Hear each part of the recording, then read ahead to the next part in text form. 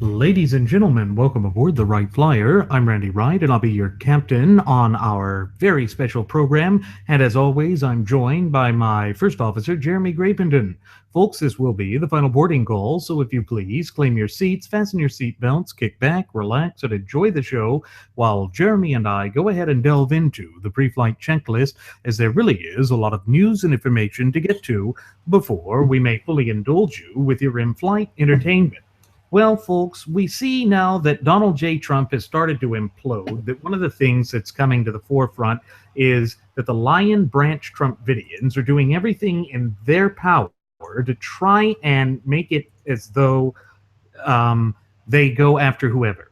And in this case, they're trying to say that Glenn Beck, who had come out recently and endorsed Darrell Castle of the Constitution Party, is somehow supporting Hillary Clinton. You see, they're basically just trying to make it as though whoever disagrees with Trump is bad or is acting in a way that is detrimental to them. And in fact, they've even gone so far as to say that they will attack anyone who is down ticket, that they will vote for Trump, but they won't vote for the Republican Party down ticket. Why? Because it's all about propaganda. You see, the Trumpagandists are all about trying to control how this is going to play out. And of course, that is just a fiasco. It's a disaster because it does not play out towards what is necessary to win against Hillary Rotten Clinton. Because keep in mind that Hillary Clinton has a very well-oiled political machine that she is just willing to pull out the stops for. And she has already started to do that. She is already working towards that goal, and it just is going to be a bloodbath with respect to Donnie, because Donnie hasn't kept any of his logistics in order, hasn't done anything to show that he is qualified to be a leader. In fact, he's got that tape out of Access Hollywood that was there during the 2005 year in which he was on that bus with Billy Bush, who we will discuss in greater detail as the show goes on, who basically, Billy Bush was just, kind of an idiot. He really was kind of an idiot because he egged Trump on and brought this forth, but now everybody's upset that Trump did this. And of course, the Lion Branch Trumpidians are trying to portray it or to basically make it as though this is why he should be stopped. This is why we shouldn't listen to him. But no, the reasons we don't listen to him is that he doesn't speak anything with respect to policies. He doesn't have any ideas. He doesn't go towards what matters in this once thriving and flourishing representative republic and vibrant community of popular sovereigns of ours. And I think that is a major drawback, a major problem, honestly. Well, let's put a couple of things into perspective here, okay? They're attacking individuals that won't support Trump, and they say, well, if you don't vote for Trump, you need to vote for Hillary. But yet, certain individuals have no inclination whatsoever to vote in the presidential election at all, because they're pushing this whole two-party thing. It's one or the other. Since when has it ever been one or the other as designed by the founding fathers? Never. It's never been that way. In fact, if you look at the grand scheme of things, and I've mentioned this before, we've talked about this. In the primary season, Trump got roughly, 30 million votes, give or take. Hillary got 30 million votes, give or take. If you'd look at the individuals that didn't support either one of them and didn't support any other candidate, it's roughly 120 million, 140 million voters. If those 140 million voters, let's say it's 100 million, just to be conservative on it and give it a little bit of a cushion. If they decided to say, you know what, we're all going to line up behind someone like Gary Johnson or Evan McMullen or Roy Backpack Barron, whoever the case may be, do they not understand that Trump and Hillary would both lose and that third party candidate would actually win? And Randy, here's a history lesson for people. When was the last time a third party candidate actually won the presidential election? Why, that was 1912. Yes, it was. Yes, it was. So people seem to forget that 104 years ago it happened. History repeats itself. Everything in life is cyclical. Now, I'm not saying, everybody line up behind Gary Johnson or Evan McMullen or Roy Backpack Barron or even Darrell Castle, as Glenn Beck has decided to endorse him. This is what Cruz was talking about when he said, vote your conscience. Yeah. So it literally was. These Trumpkins, these troglodytic, festering, petulant children, that if they don't get their way, and if people don't toe the line that they want them to toe, then they're going to disrupt their lives. They're going to ruin their careers. They're going to find who these people are, and they're going to completely and utterly ruin them. Gee, I wonder who that sounds like. Do as I say, not as I do, or else basically everything you know is going to be wiped out of existence. How very Hitler-esque of these individuals.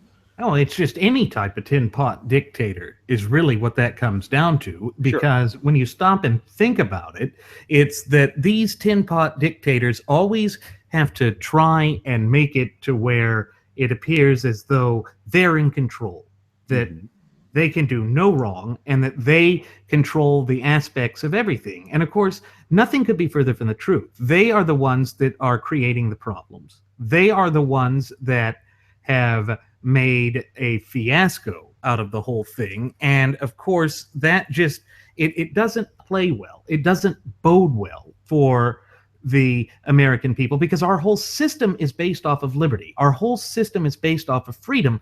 And, it may sound very abstract taking it that way or discussing it in that fashion, but it's not.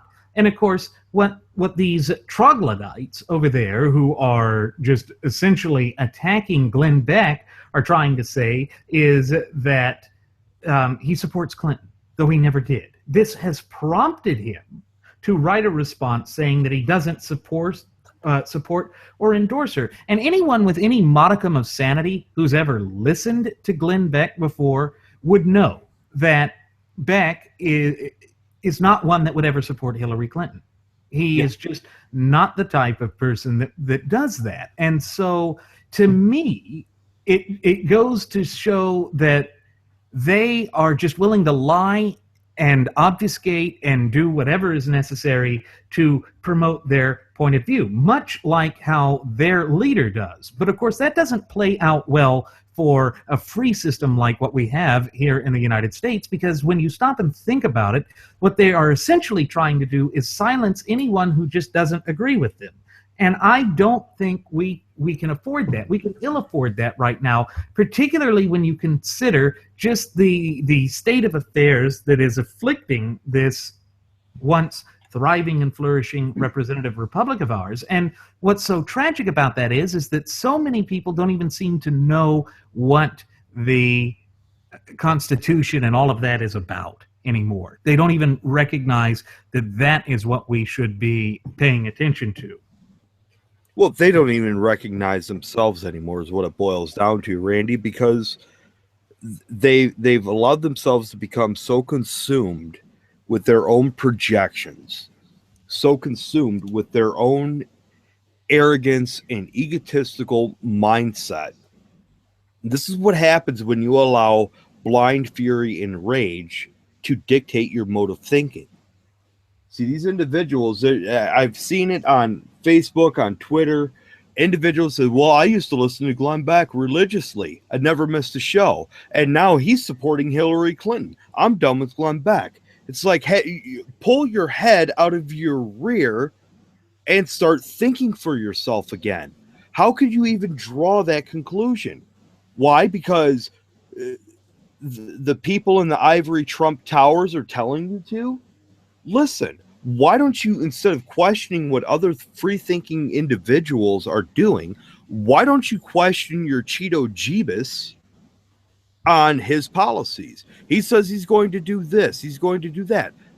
How? Not one single time has he gone into any plan of action on any policy. He's, I'm going to build a wall and have Mexico pay for it. Okay, how? I'm going to do this. How? I'm going to raise the national minimum wage to, what was it, $15 an hour? How? I think that's what he said. Yeah. Yes, something to that effect. But here's the thing. He claims to be a smart businessman, a smartly man with a bigly brain and smally hands and all this other nonsensical crap.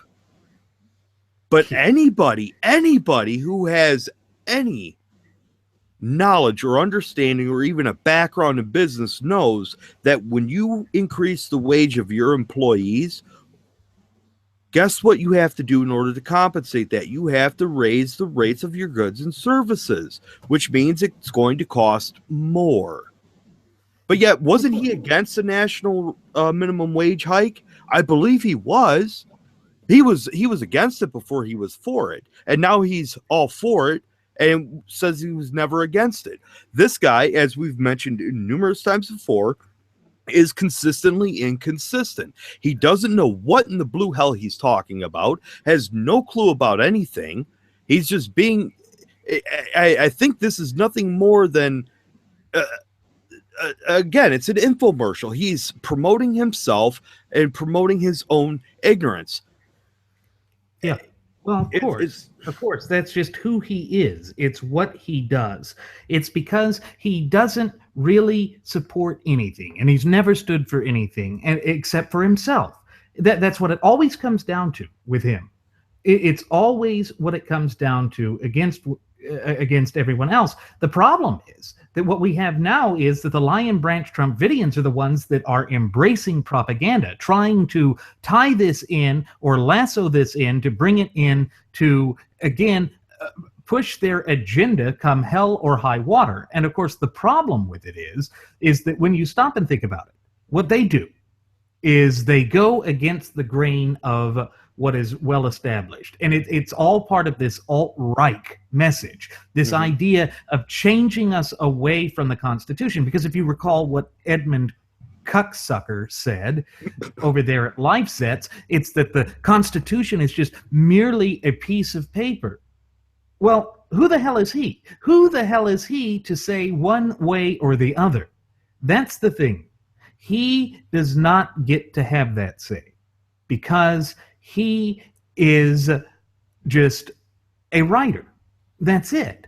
It's as though they think that everything can be brought into this cult of personality to control the entire dichotomy and the entire layout of our system of polity, forgetting that when you go by the natural law tenets that underpin our country and underpin the Constitution, it means that the nation belongs to each and every one of us, not just to a singular individual or a singular entity. And I think that that is part of the thing that they don't understand. I think that the Lion Branch Trumpidians there in their Trumpidian tabernacle just struggle with this idea of the abstract. They can get the here and the now, I got to feed, I got to reproduce, I got to sleep, that part. They've got their reptile brain in place. But it's the rest of it that they struggle with. Well, it's like they lack any motor skills. You know, they could sit there and they could think all day long. They could do this. They can reiterate and regurgitate things that they hear. And, you know, come up with all their little conspiracy theories, you know, like, you know, Rafael Cruz or Ted Cruz's father, you know, is one who assassinated JFK. And, It was on a grassy knoll in Canada, behind a herd of moose and all this other nonsensical crap. But Mm-hmm. they have no ability to put anything into action. They can make all these threats with this individual that wrote this letter to Rinse and Repeatus, saying, calling themselves or calling this whole movement the Revolution 18. Well, guess what, Mr. Writer of the Revolution 18? Anybody that speaks out against Trump, you're going to find them. We're not hard to find. We're not hard to find. Let's see you make good on your promises and your threats in that letter, because we don't support Trump. We cannot consciously support Trump. Why? Because we have what's known as a good conscience, and we are men of good conscience. Therefore, we will not sit idly by and do nothing, because that will surely usher in the reign of tyranny, which is what you ultimately want. So you can bow down at the crusted sandals of your Cheeto Jeebus and hearken all of the angelic hymns you want to, when he plays his harpsichord made out of his bleached skunk pelt quaff, and you can sit there and regurgitate everything that he says, and you can jump on the computer and write these scathing. See, you're what's known as a keyboard commando. You sit in your mommy's basement, you dream up all of these fantastic, wonderful Quaftopia ideas and fantasies, but yet you will never be able to peel yourself off the couch and away from your crusted underoos that you got for your 12th Christmas that you've been wearing ever since, because people are making fun of and not supporting and basically calling to the carpet your messianic figure. You know what you remind me of? Randy, have you seen the video of this overly large woman crying and sobbing? Leave Hillary alone. Just stop it. Oh, yeah. Just stop it. In fact, I was wondering whether that was a transvestite. I when I first saw it. I think it's the guy that wrote this letter to Rinse and Repeatus. Honestly, I think it's him. It could be. The motif. It could very well be. And, that's just kind of this par for the course of what we're facing right now, with all that is just playing out in this election cycle. And we see that there's a new development. There is a new development. Trump's economic advisor may be done and may actually be going out to support Hillary Rotten Clinton. Larry Kudlow suggested on MSNBC that he may be voting for Hillary. Kudlow was one of the ones who helped draft Trump's economic plan. As we've stated before, that was a pretty terrible plan with the tariffs. I mean, if you're going to make the economy your central issue, which you shouldn't do, you should be doing everything based off of the Constitution, because that would be the wise thing to do. Don't go back to 19th century tariffs that fail, that literally come back to bite and haunt the American consumer, because part of the problem that we have right now is that we don't have a robust recovery, because again, we aren't allowing the free market to handle things. That's how our founding fathers were. They were for a free market. But Trump has already come out and said that he wants to punish those companies that send business overseas because they are just not doing what he wants. That's what it comes down to. It's literally about power, greed, corruption, and control. And again, this is one of the major complaints that we have with respect to Trump. It's that who is he?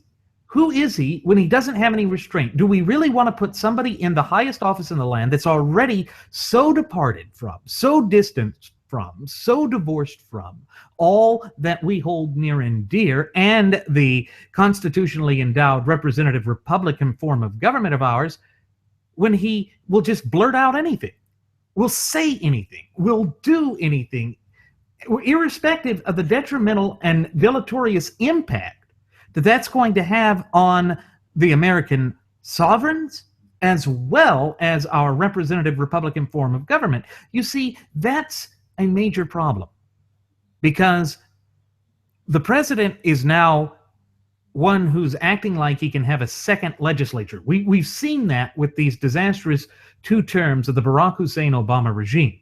And we already know that Trump has come forth and said that he will continue that process with a pen and a phone, and in the case of Trump, some hair mousse. I mean, that's literally what he's going to do. Yeah, and possibly some tweets at 3:00 in the morning. You know, he's going to tweet out an executive order. This guy's a putz, an absolute putz. And you mentioned that he wants to punish businesses for going overseas. Mm-hmm. So is he actually is it a Freudian slip to where he's a closeted self-mutilating masochist? Because by that logic, he'd have to punish himself, wouldn't he? After all, yes. he does do business overseas. He does own partially companies overseas in China and in Mexico. Mm-hmm. I mean, hell, his company probably makes Hillary's pantsuit. Oh, I'm sure it does. I'm sure it does. In the least bit. But see, here's the thing. Again, this is him being consistently inconsistent. He's saying what people want to hear, and he gets them all wrapped up in what they want to hear instead of telling them what they need to hear. Because he's incapable of telling the country what it needs to hear. Why? Because he doesn't know what the country needs. He doesn't care what the country needs. He only cares what he needs and wants, and to hell with everybody else. Well, guess what, Trump? To hell with you. To hell with you. Well, yes. And you can take all the Kudlows and the... I can't even think of their names anymore because they're that insignificant. Lewandowski or whatever the hell his name was. Right. Take John Miller and John Barron with you too. All you guys go straight to hell. Well, and, you know, the thing is, we see that Trump's reign of terror has destroyed Billy Bush's career, and he's destroying Larry Kudlow's career. This man, he is just so destructive. It doesn't matter where he goes or what he does. Anything he touches absolutely turns into crap. It turns into crap. And therefore, he is just like waving a magic wand that destroys the nation. And so he is trying to be bigly. I'm bigly, and I've got a tower and small wee hands. But who cares? Why do you have to go and try and ruin everything? And it's because, again, the only thing that he cares about, the only thing he has ever cared about is himself. So, you know, here's the other thing that I think we need to take away from this. First of all, Trump is lacking situational awareness.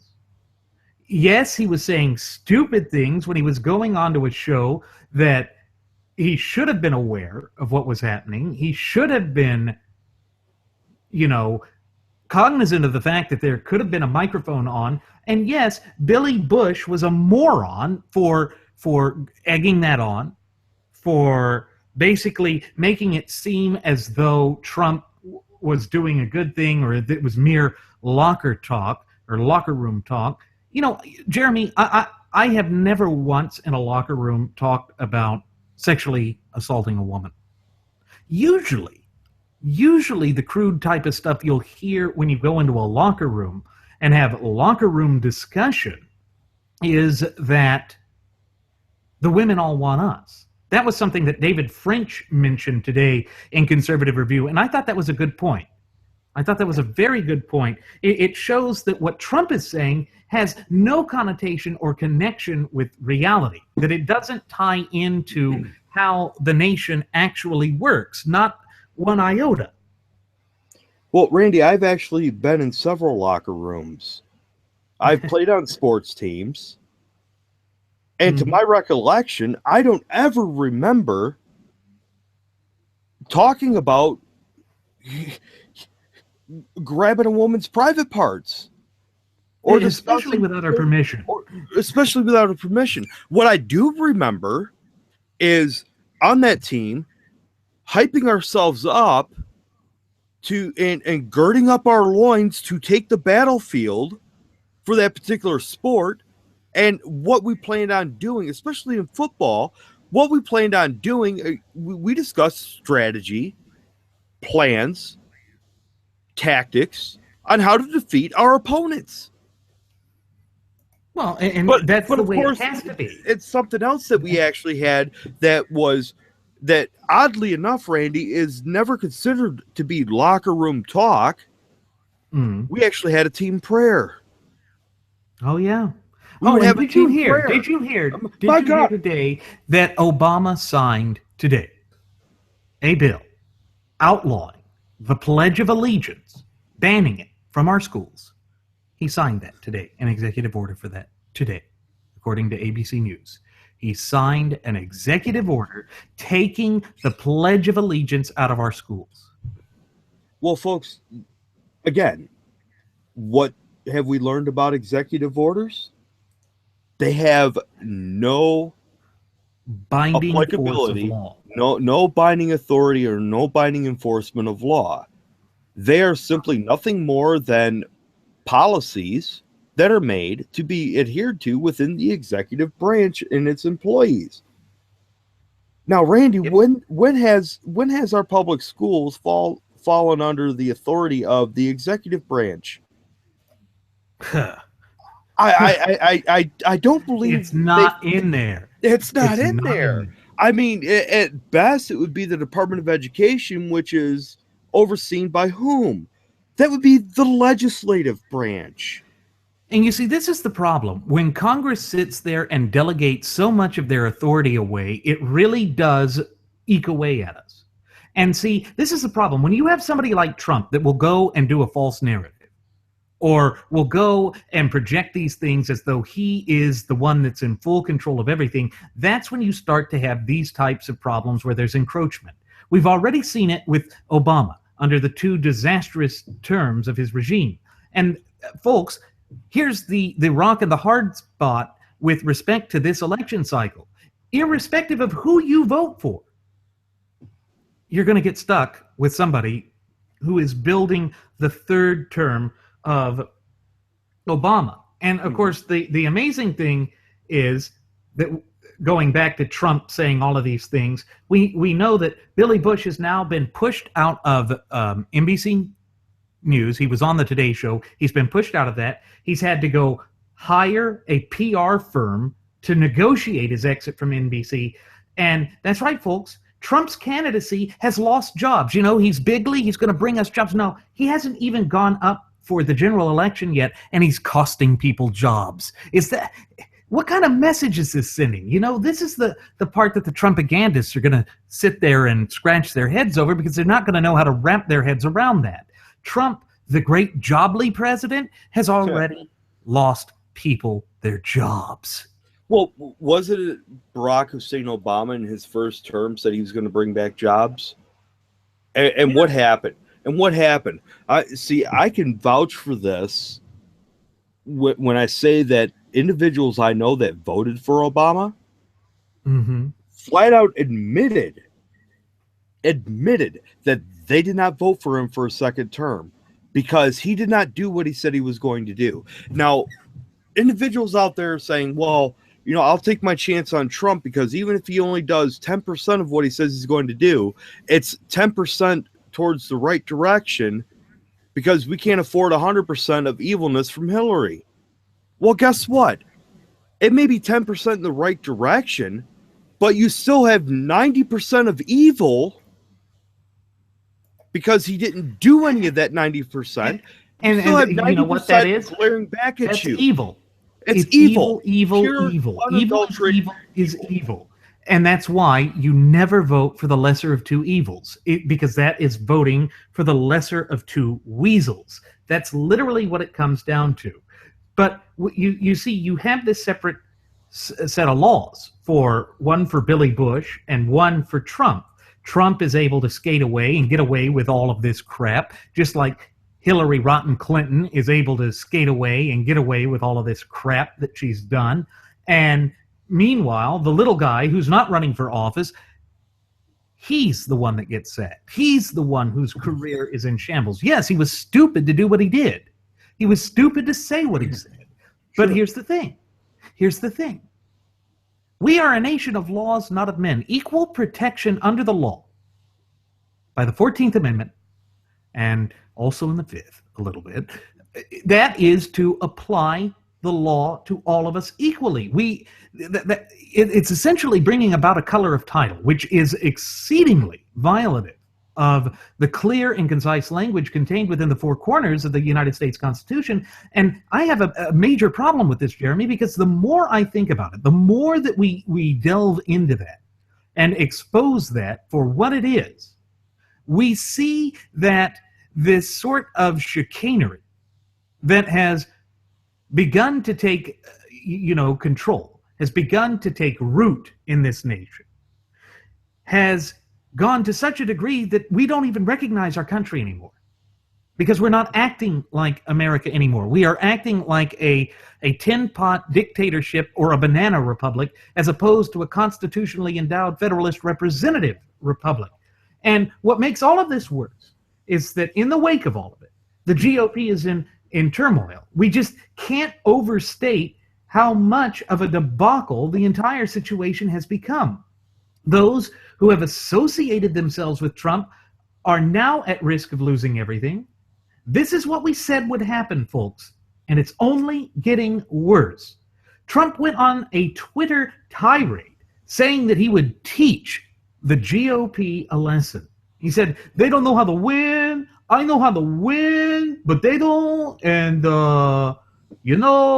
I'm bigly and smartly and goodly, but, I'm going to teach them a lesson. You know what that reminds me of, Jeremy? We know that Adolf Hitler said that he would teach Germany a lesson. We also know that he said if the German people cannot defeat the Allied onslaught, then they deserve whatever happens to them, irrespective of the fact that it was he, as a dictator, that threw them into that war. He would not shed a tear because they deserve it. But we know for a fact that Trump had said, I believe this was about a month ago that he said this, that if he lost the election, he was going to, he'd never forgive, never forgive the voters. And I got to get that link. I can't get it from here, but we played it before. You can find it in our past episodes. It's literally, he said that he would never forgive the American electorate because they refused to come through for him. And it's like, really? Really? What is this? Is this your own personal dictatorship? You literally think that the United States is your own personal dictatorship? Go to hell. Well, he basically, in whatever state, I think it was in Connecticut when he said that. And he said, I'll never forgive the citizens or the residents of Connecticut if I lose. Mm-hmm. So he's basically tried to say, I'm going to make America great again, which is impossible because America has never stopped being great. And if it doesn't happen during the debate, yeah, and if it doesn't happen, then he point blank looked at the people that are there at his rallies and says, if it doesn't happen, you're all to blame. It's all your fault. I can't take any blame for this because I'm a winner. Winners don't get blamed for anything. So if I lose, it's not because of what I did, it's because of you all. Yeah, let's see. Is that exemplary of an individual that gives a damn about this country or its citizens? No, If he of course if he not. if he gave a damn about this country or its citizens, he would not put the American people in the position that he has. He would not No. have even tossed his hat in the ring or quaff. I'm sorry. He wouldn't have even thrown his Well, hairpiece no, in he the ring. he he he would have thrown his red hat into the ring. You know, he's got those ugly, cheap Chinese-made red hats. Yeah, Of course, he'd do that. But but no, the we the can't point is afford this. We no. can't. And again, it comes back to you brought up the voting of the lesser of two evils, and I have yet another fun analogy for this, and this one's even better than the last ones I've had. Mm-hmm. Let's say you take Jeffrey Dahmer and the Iceman, Richard Kuklinski. Remember the Iceman? Oh yeah. And you don't have it. You have to pick one or the other. But one of them's coming into your house to kill you and your family. But we'll let you decide which one it's going to be. You can't pick anybody else. You can't pick Charlie Manson. You can't pick him. You can't, find John Hinckley. No. It has to be Jeffrey Dahmer or the Iceman Richard Kuklinski. Those are your only choices. This is essentially what has been thrust upon the American people. Guess what? Bull. Yeah. Absolute bull. Since when are we limited in our freedom of choice? See, this is what people don't understand. They want to use this. That's another term that's been bastardized and hijacked by the Fabian twat waffles. Freedom of choice. Freedom of choice. Yeah, it's very simple. You have the freedom to choose to exercise your rights or to not to. You do not have the freedom to choose to exercise your rights in violation of others. No, of course not. That's how that works. What they're doing... What they do, they always do this, is they try and pin it on an abstract movement. They try and pin it on something more. This goes right back to Saul Alinsky. You pick that part. You polarize it, you push it out, and then by freezing it and polarizing it, you then are able to stretch that to fit everybody. And that's kind of like what happened in that John Oliver program last week on Today, or I'm a limey and great, in America and I'm lost. I don't know what the hell they call it. Yeah. He was trying to do that to make it apply to everybody. And in the montage that he had, he went after Senator Mike Lee. He went after Senator Mike Lee, who has never been for Trump. He has always been never Trump. And of course, of all the ones that he made fun of, he was making fun of Mike Lee. And what he was saying was that, you see, you Republicans, you have to be the ones that take, I don't know, responsibility for this. Screw you, you Brit. Go back to England. You whiny piece of trash. Yeah. Don't jump in the pond and swim back. We don't even want, he's one of these individuals that should be put on the no-fly list. If people want a no-fly list, he's a prime candidate for it. Absolute prime candidate. You know why? Because all it takes is for someone to get his knickers in a knot, and he's going to, I'm not going to take this. Blah, blah, blah, blah. Well, guess what? You're going to take it. You're going to take it. You're going to like it, and you're going to choke on it. You know why? Because all of you Brits, you egotistical, frothing at the mouth, narcissistic, sycophantic putzes. Mm-hmm. How many times have you tried to have your way with the United States? And twice. And they lost both times. And lost every time. Obviously, you're gluttons for punishment. Bangers and mash, nickels and noosh, blah, blah, blah, blah. Shut up and go to hell. Here's the other interesting thing. The other interesting thing to take away from this, and you know what? He got his citizenship. Good for him. Wonderful. He can stay, but we are going to call you out whenever you do stupid things. But here's the other thing. Speaking of stupid things, we know that Trump has gone out and attacked Benedict Arnold Paul Ryan. And I mean, who doesn't want to attack Benedict Arnold Paul Ryan? He makes it so easy, he makes it fun. But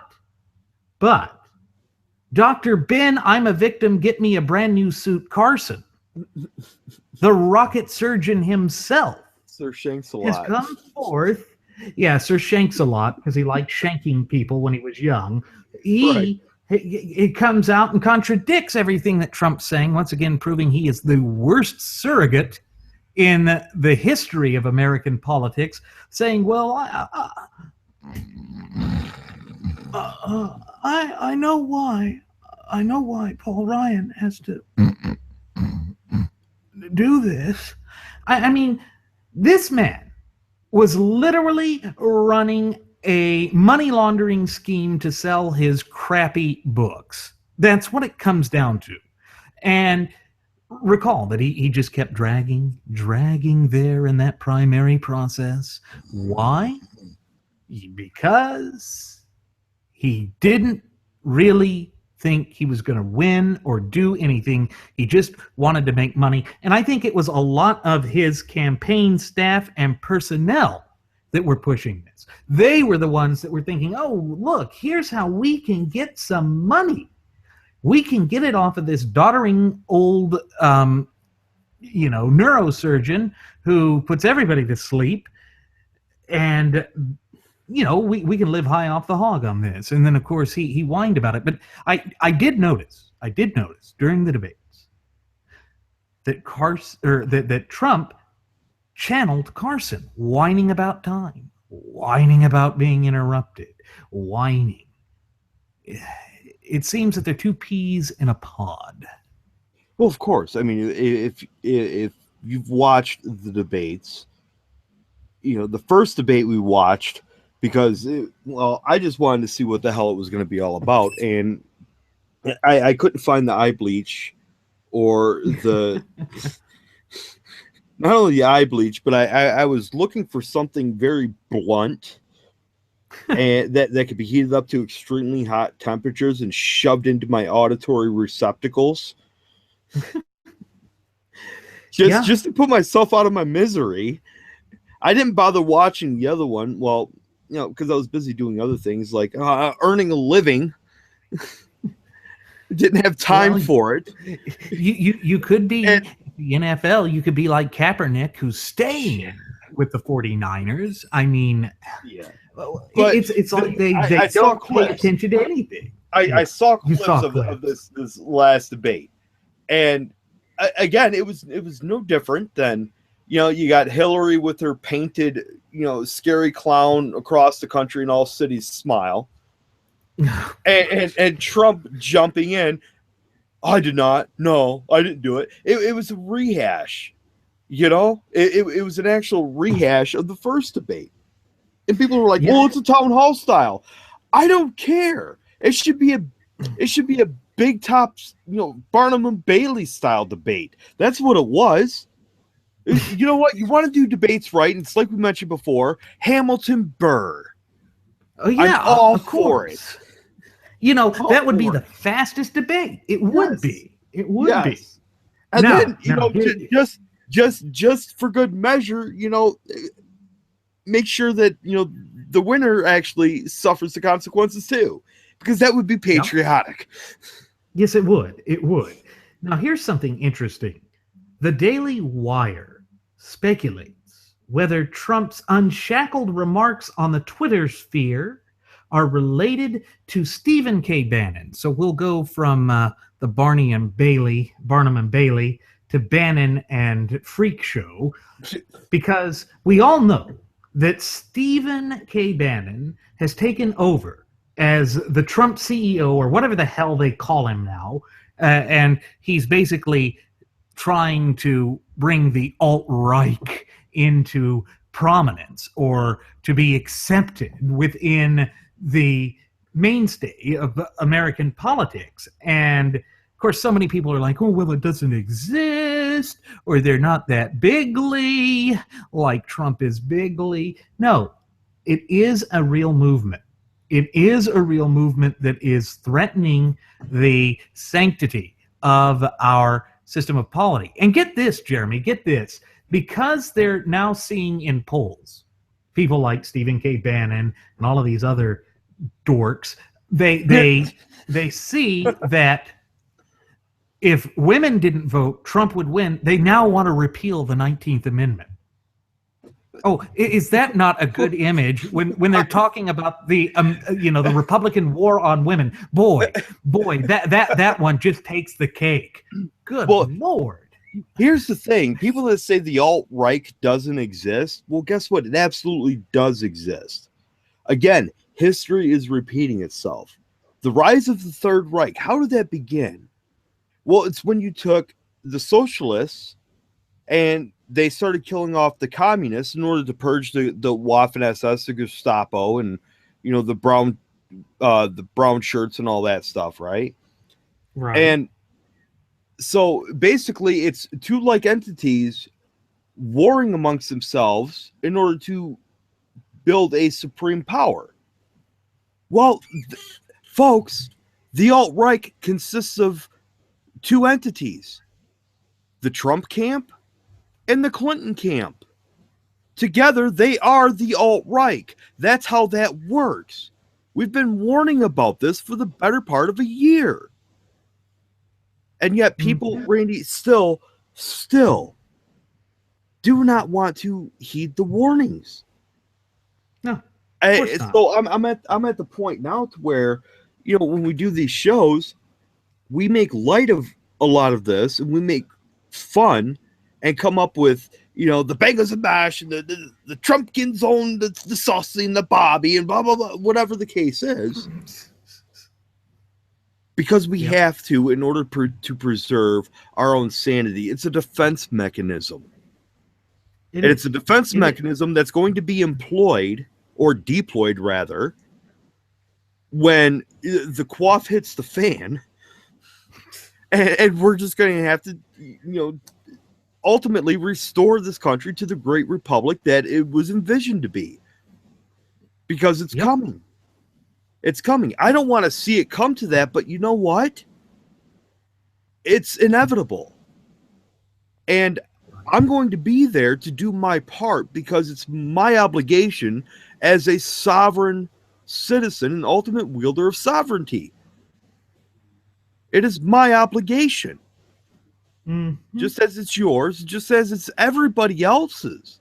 And those that don't want to fulfill and adhere to their obligations, well, guess what? They're just going to be in the way, is what it boils down to. Yeah.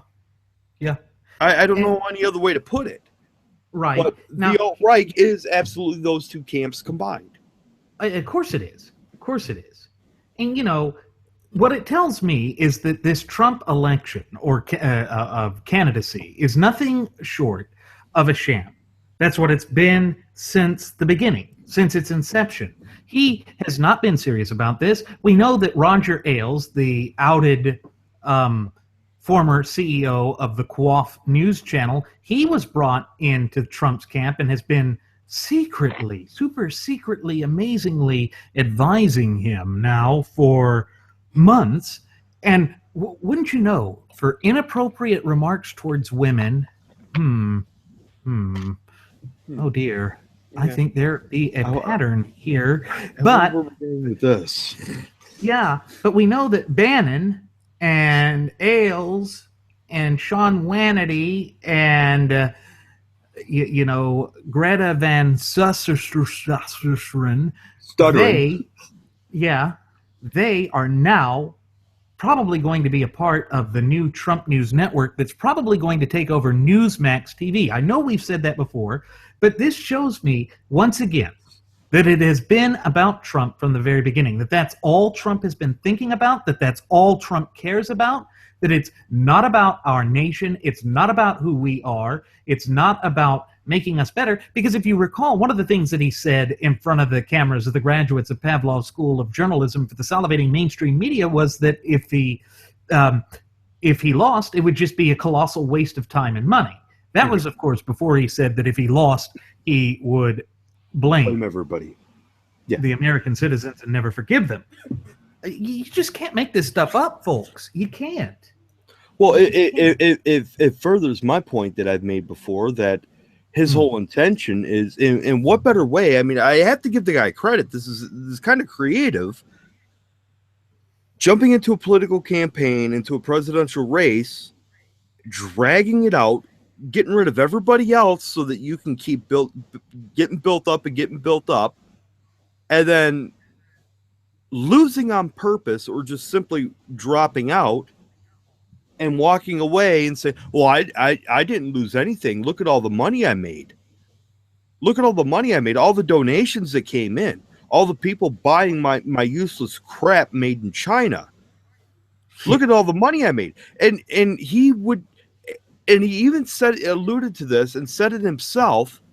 Oh, you can get away with stuff like this if you're a celebrity. I could grab a woman's, little kitty because I'm a celebrity. I can get away with it. I just want to start, bathing kitties with my tongue because I'm a celebrity. I can get away with it. When I see them, I just want to ram my tongue down their throat. I'm a celebrity. I can get away with it. I want to run for president and then throw everything that we know that is perceived to be right with our electoral process, completely destroy it so that I can make money and I can get away with it because I'm a celebrity. Right. That's what it boils down to. Folks, that's what he's all about. He doesn't care about you. He doesn't care about this country. He doesn't care about your country. He doesn't care about Hmm. your rights. He can care less whether you live or die. So long Yeah. as he gets his greenbacks. Well, yeah, and that's That's all what he it's cares always about. been. Yeah, it's his 30 pieces of moldy dandruff. That's what it Yes. comes down to. That's what it's always been about with him. But one of the things that we need to talk about is that some of the Republicans who fled from Trump are now returning to him in a sign that things are still out of control. The New York Times has reported that some of those who left Trump over the tape incident are returning. What the hell is wrong with these people? Why are they so weak and feckless that they cannot take a moral position? It's sort of like how Benedict Arnold Paul Ryan had come out and said, I'm not removing my endorsement, but I can't support or defend him anymore. Well, guess what, dork? You stood there, you supported him, you endorsed him, you now live with it. It's the same thing that we warned Mark Levin about when he decided to say that he was going to vote for Trump, but that he could not be held accountable for the stupid things that Trump said or the stupid things that Trump's surrogate said. I'm sorry, but you will be held accountable for that. The graduates of Pavlov School of Journalism for the salivating mainstream media are going to make damn sure that all of us are included with that they are going to tar and feather all of us to make sure that we are in that same boat. Why? Because their ultimate goal, their propagandistic agenda, that frothing at the mouth Fabian socialist plan, is to destroy us. Again, it is capturing, personalizing, and then polarizing the target that they have set their sights on. And that is what is coming into the forefront now. And of course, it has to be in an election cycle in which Hillary Clinton's running. That way, so many Republicans are scared that they would glomp on to Satan himself because they think that is the lesser of two evils. And you see, this is the danger that we face. It literally is. You know why they're flocking back to Trump? Trump's going to tell you why they're flocking back to Trump. Why, it's an amazing thing. That's amazing. I'll tell you why. I'll tell you why. It's tremendous. It's tremendous. It's because Hillary Clinton, she's one of those scary clouds that's terrorizing the countryside. That's what it is. They're scared of her. She's a scary cloud. And she's showing up in their towns, and they're getting all scared because she looks like a cloud, and she's scaring them back to me because I can save them because I'm the Cheeto Jeebus. Yeah. Well, It's come down to, again, the whole notion of whatever you say about Trump, disproving him with facts. Yeah, but Trump. Yeah, but Trump. Yeah, but Hillary's scary. Hillary's scarier than she's the boogeyman hiding under my bed, and I have to stay under my Trump covers because shut up. yeah. Well, Shut the hell up. Just Here's the thing. stop. Here's the thing. Here's the thing. What they're doing is they're trying to save face.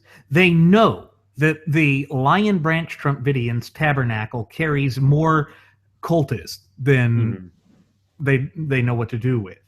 And I think in the case of someone like Texas Senator Ted Cruz, that they've probably gotten some bad advice. They're scared about the violence because we know that Trump has threatened violence. If you go all the way back to the primary process, he has done that on, excuse me, on multiple occasions, and that has come to the forefront. And so they want to prevent that from happening. And they think that, well, if they placate him, that will be good. But in the case of Cruz, it comes back to haunt him. It comes back to bite him because he had built his entire campaign off of being this principled conservative, this courageous conservative.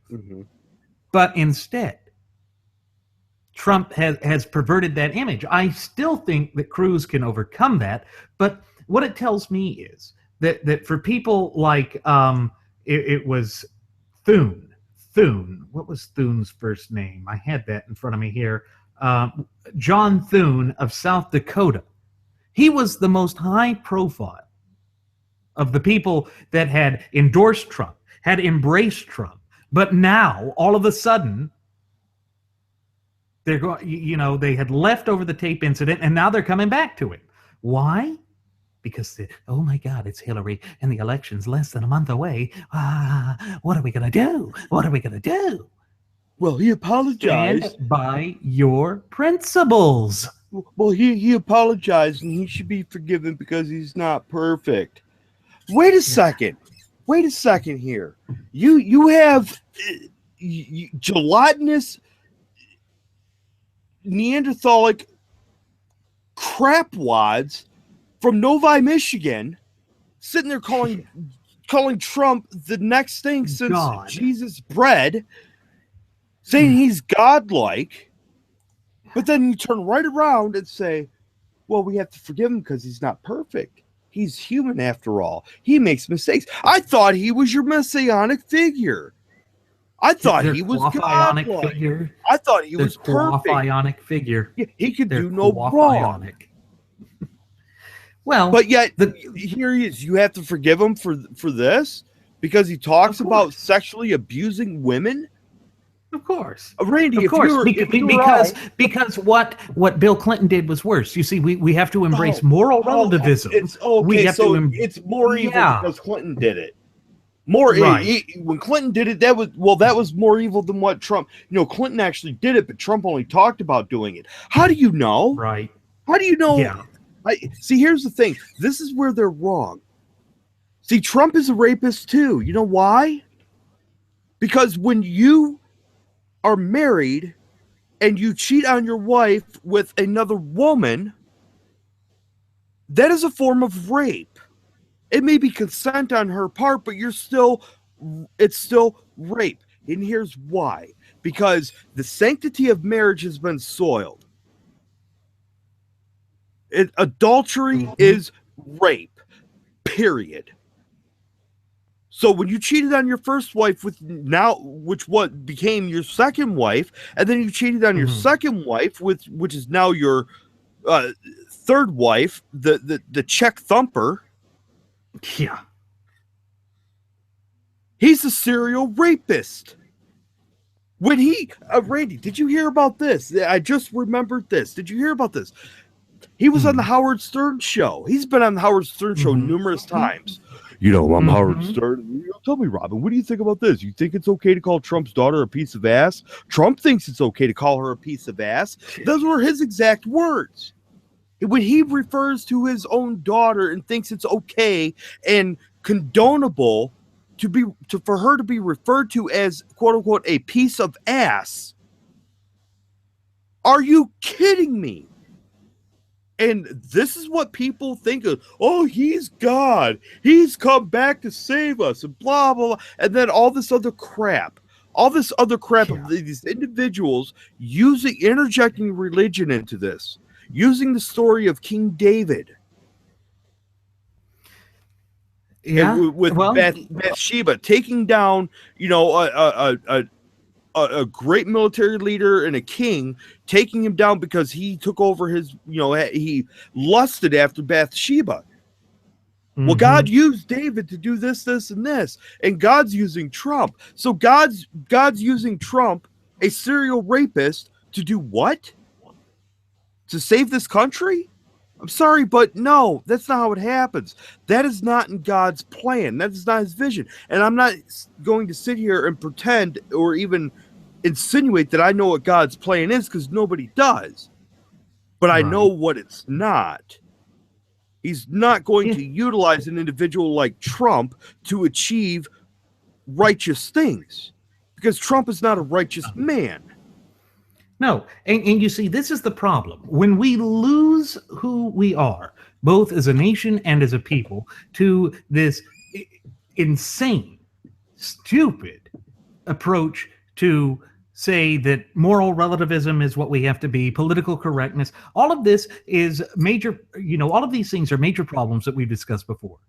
There's no question about that we have discussed these things before, that they have been the centerfold of what we've declared war upon.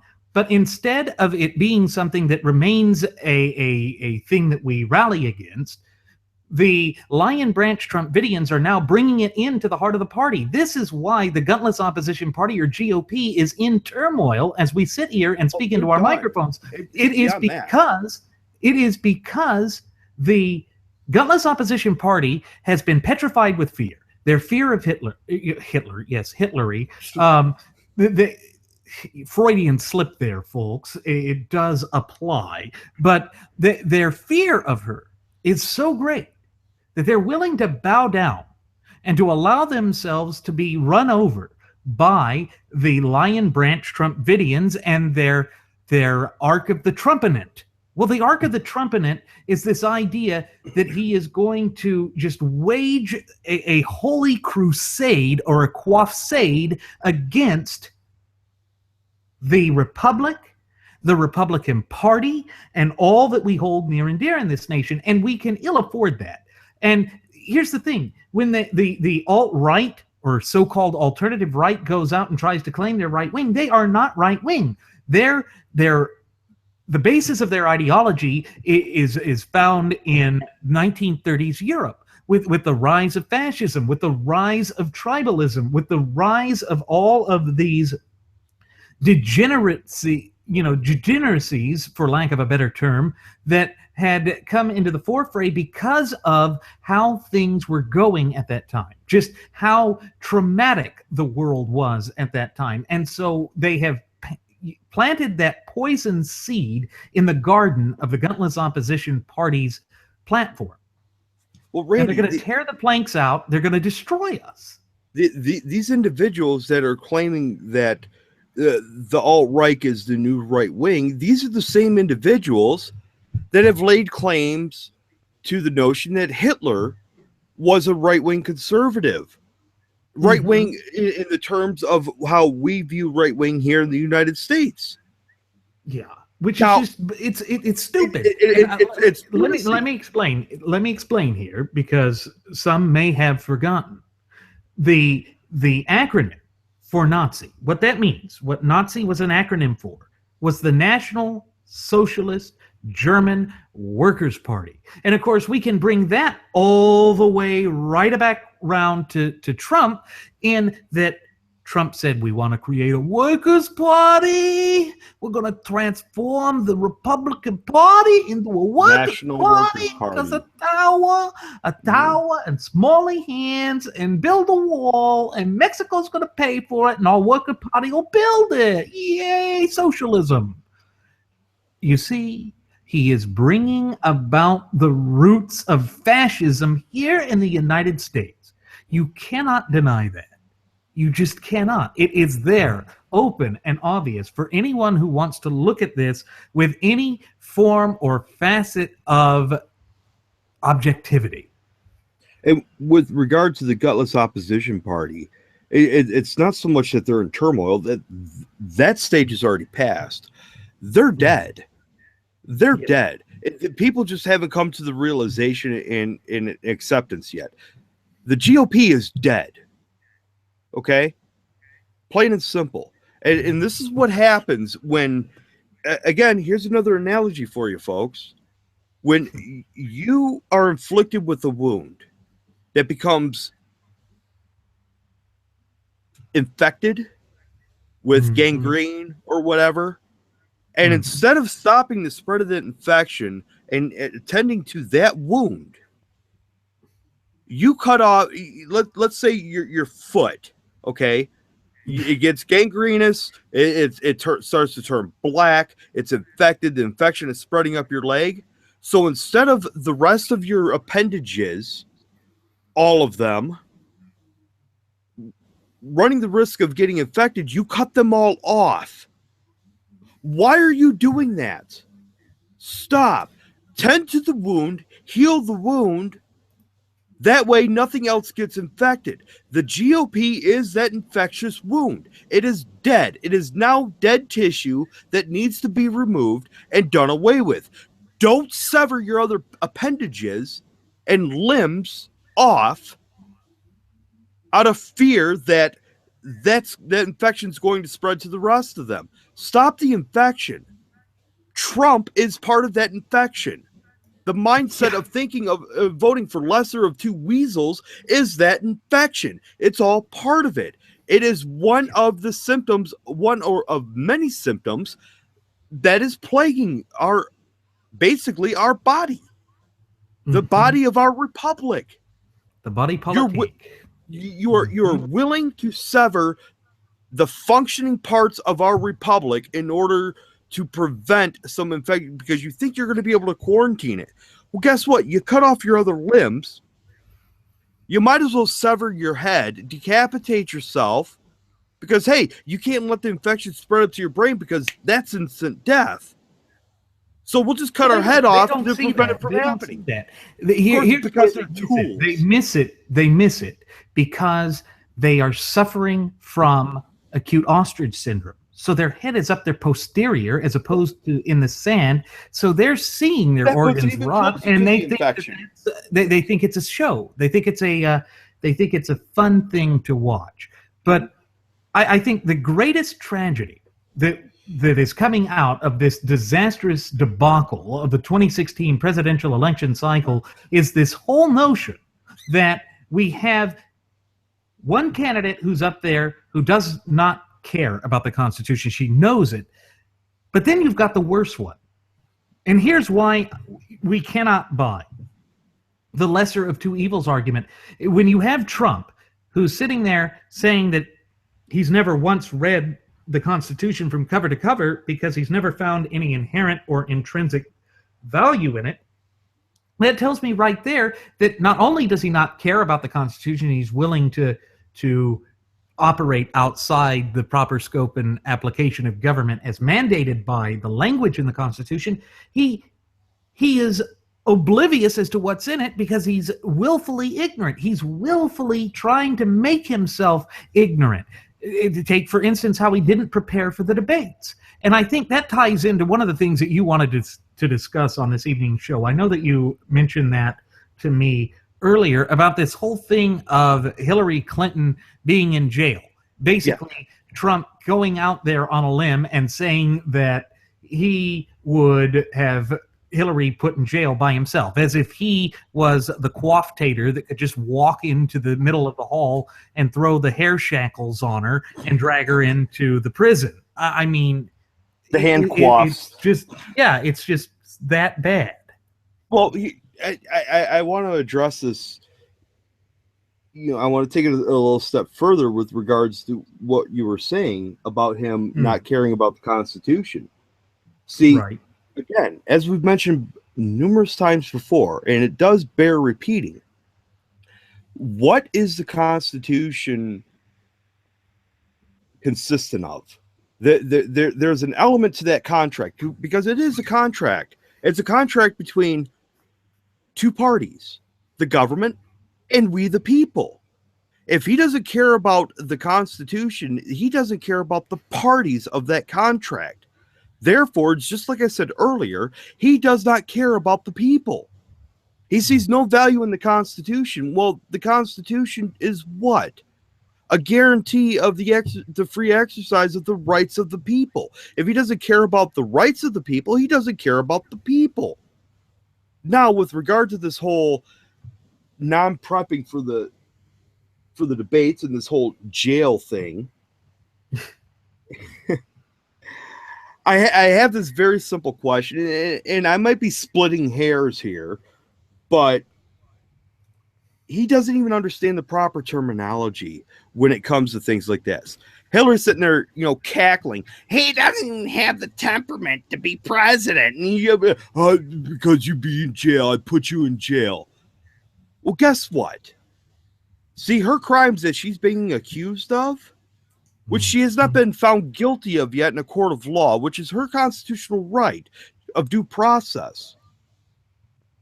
But let's say, for the sake of argument, that she is found guilty of those things and convicted. Those would be what's known as felonies.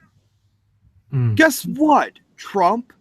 You don't go to jail for felonies. You don't spend time in jail for felonies except for, I don't know, maybe sitting in jail while you're awaiting a hearing. When you're convicted and you are sentenced with felonies, you're not sentenced to jail. You're sentenced to prison. This is why everybody says Hillary for prison 2016. Not Hillary for jail, you putz. Oh, it's too big. If you don't even understand, if he doesn't even understand the proper terminology within the criminal law system, how can he, who is seeking to be the executive of our laws, the executor of our laws, how can he hold that position? He's not qualified. No, of course. If you're going to execute the laws, faithfully execute the laws, that means you have to have an understanding of how the laws work. Well, of course he doesn't. Of course, jail is a temporary thing for misdemeanors and holdings. Right. But here's the thing. Trump doesn't care. It's not about anything but pandering. That's all this is. Sure. That's what makes this so disgusting. It's just that he's pandering out there to the Lion Branch Trumpidians, to his hair shirts that will march out there and just terrorize everyone who doesn't want to bow down and worship at the altar of the quaff. I mean, we've seen that with Sean Hannity. We've seen that with all of his surrogates. We've seen the way that they just go out there and attack anyone and everyone, even if they just raise questions about Trump. You see, they've even done it to their own people who've said, "I'm still going to vote for him, but I've got to ask these questions." And they don't. That's what makes it that much more worse. That's what makes it that much worse. Yeah, because when you point out simplistic things like this, like the improper use of terminology when it comes to jail or prison, he doesn't care. But now he doesn't care because he's living vicariously through the projections of the people that he's duped. And he's turned it right back on them and said, well, I don't care. So what? I said the wrong word. And then he gets all of his little Trumpkins and his Trumplodites to follow right in line and in sync. Yeah, but Trump. Yeah, but Trump. That's what happens. That's what they do. That, Randy, it's not, it's disgusting that he doesn't care. It's disgusting that he's making a mockery of our republic. But it's even more disgusting. It's heartbreaking and gut-wrenching that the people that are to cast a vote for this and decide who's going to lead our republic, when they don't care, it makes a person ask the question, why even bother anymore? And I'll tell you why. I'll answer that question. Answer that question. Why bother? Because it's worth it. Because it's worth it to change the hearts and the minds of even one individual. If that happens, it's worth it. Because there's always, people want to have this hope of our country being back what it was. Well, you know what? Our hope is it burns brighter and deeper than theirs. And ours will prevail. That's why we do this. We do it because the United States of America is a nation of laws. We are a nation that is built upon these immutable natural law tenets. And of course, that's the major problem. When you look at the two debates, that was not discussed. When you look at the way that the graduates of Pavlov's School of Journalism for the salivating mainstream media goes out there day after day after day in this endless loop of just looking for the identity politics to throw out there, for trying to make this a cult of personality, that is not who we are. It's not who we are as either a nation or as a people. And again, it just reflects poorly upon the American system of polity. It shows how far we have fallen from those lofty ideals.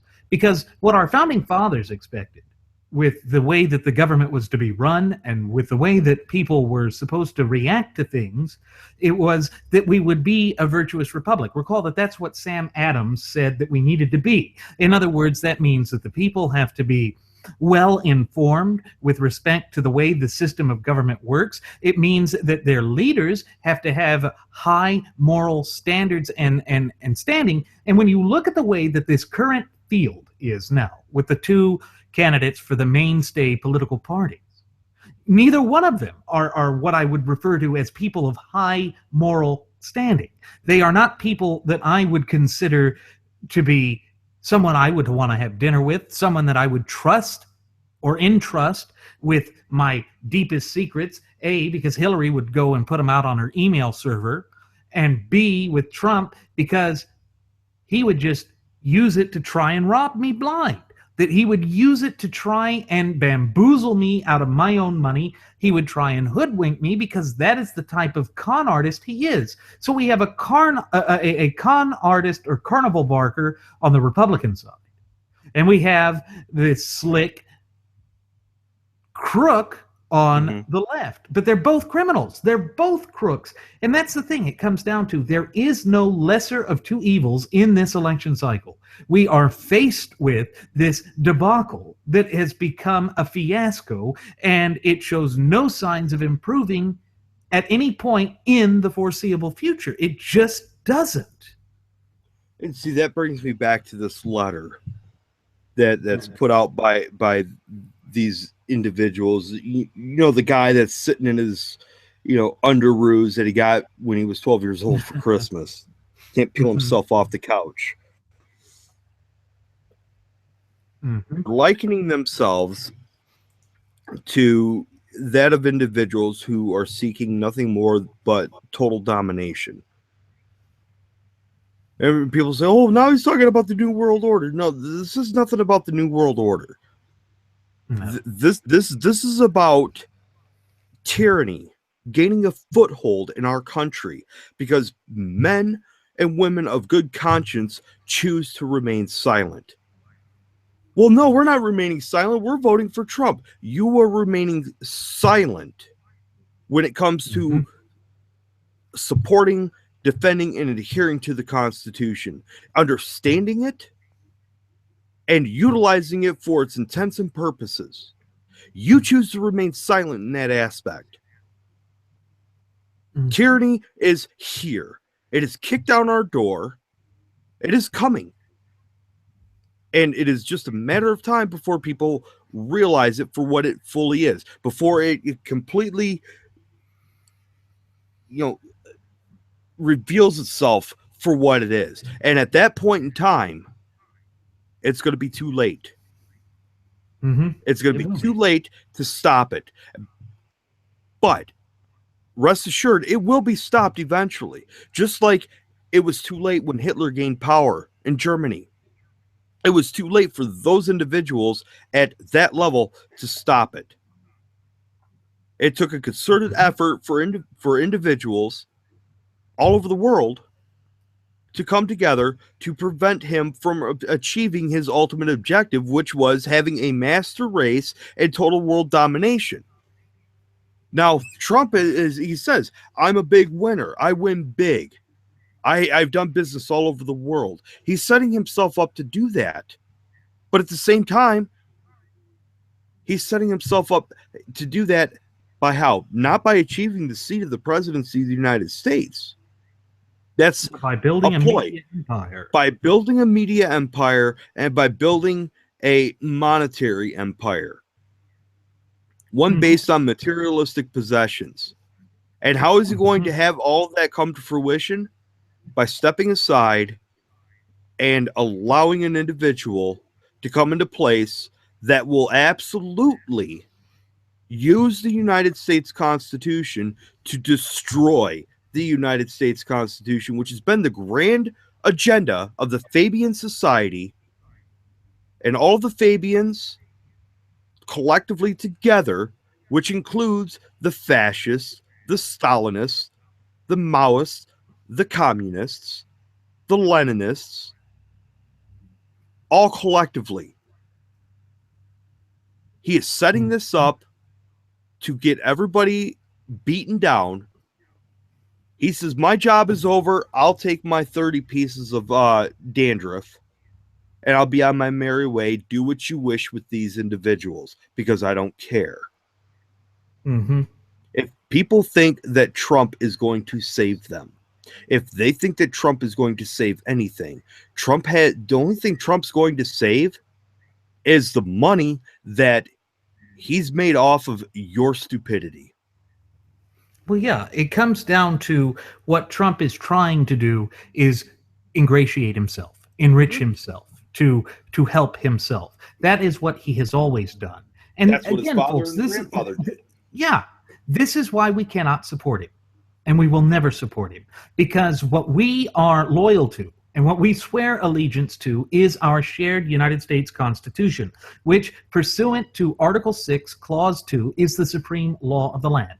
You know, that's the only thing that we, in our capacity as the true ultimate wielders of popular sovereignty in this once thriving and flourishing representative republic of ours, are called to swear allegiance upon. And so that's what we care about. That is what we stay loyal to. And it goes to one of these things that this guy over there, Robert Kagan, at the Chicago Tribune has said. He says, do not forgive Republicans who sold their soul to support Trump. And in a way, I'm going to go out and agree with him.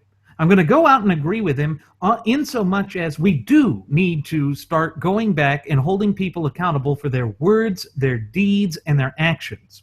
And that is what we have dedicated ourselves to here at Radio Aviation Excellence, the Wright Flyer. We expect you, our cherished listening passengers and audience members, to hold us accountable for whenever we go astray from that mission that we have set for ourselves, because we're going to do our damnedest not to. We're going to do our damnedest to remain the voice of liberty, the new resistance in these dark, troubled, and turbulent times that are facing us both as a nation and as a people. So we will stand together, shoulder to shoulder, in solidarity and unity, and will promote those things that matter the most, because that is what we must do, because that is the duty, obligation, but above all, responsibility that we have been entrusted with as the true ultimate wielders of popular sovereignty. Now, with that said, it is time for us to begin our descent. I'm going to go ahead and send the flight attendant back for one last round of alcohol. No, folks, she is not serving snake oil. That is not available here. We don't shop from Trump. Sorry. But as always, I'm your captain, Randy Wright, and I've been joined by my first officer, Jeremy Grapington. We want to thank you for choosing to fly the Wright Flyer. We also invite you to leave any questions, comments, or concerns you may have either here on our YouTube page or our Google Plus page or our Facebook page. And on top of that, we invite you to follow us at Twitter with the Twitter handle at Radio Aviation EX. One more time, folks, that's at Radio Aviation EX. And there you will find our departure board that lists my Twitter account, Jeremy's Twitter account, the Blogspot account where we put up audio-only versions of our state-of-the-art radio program, and then there is the Cafe Press account. Jeremy, tell them a little bit about that Cafe Press account. Well, the Cafe Press account, as stated numerous times before, wonderful gift ideas, novelties, and whatnot. All of which, folks, by the way, I do have to say this.